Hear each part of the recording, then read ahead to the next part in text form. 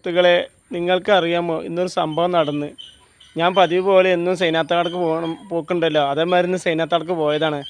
അപ്പോൾ സൈനാത്ത് എന്നില്ലാത്തൊരു ചോദ്യം, എടാ എനിക്ക് എന്താണ് കുറച്ച് മീൻ കൂട്ടാണ്ട് തളം കൂട്ടാൻ വെച്ചിട്ടുണ്ട്, വേണോ ചോദിച്ചു. അപ്പോൾ ഞാൻ പറഞ്ഞു, എന്താ സൈനാത്ത, അപ്പോൾ നിങ്ങൾക്ക് വേണ്ട ചോദിച്ചു.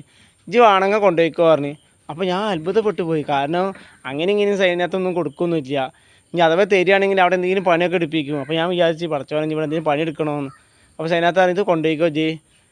അപ്പോൾ സൈനാത്താക്ക് ഇന്ന് ഉച്ചക്ക് പരിപാടി ഉണ്ടായത്ര. അപ്പോൾ ആ ബിരിയാണി തിന്നിക്കണം, പിന്നെ കുടുംബത്തിലായിന്ന്. അപ്പോൾ രാത്രിക്കുള്ളതും കൊടുന്ന് വെച്ചിരിക്കണം. അപ്പോൾ ഇനി തളങ്കറി വെറുതെ കൊണ്ട് കളയണ്ടല്ലോ വെച്ച് എനിക്ക് തന്നതാണ്. അപ്പോൾ ഞാൻ പെരയെ കൊണ്ട് ഇമ്മാണ്ട് പറഞ്ഞു, ഇമ്മ ഈ തളങ്കറി ഇവിടെ ഇരിക്കട്ടെ, ഞാൻ ഇപ്പോൾ വരാൻ പറഞ്ഞിട്ട് ഞാൻ ഓടിയിട്ട് 4 പൊറാട്ടയായിട്ട് വന്ന്.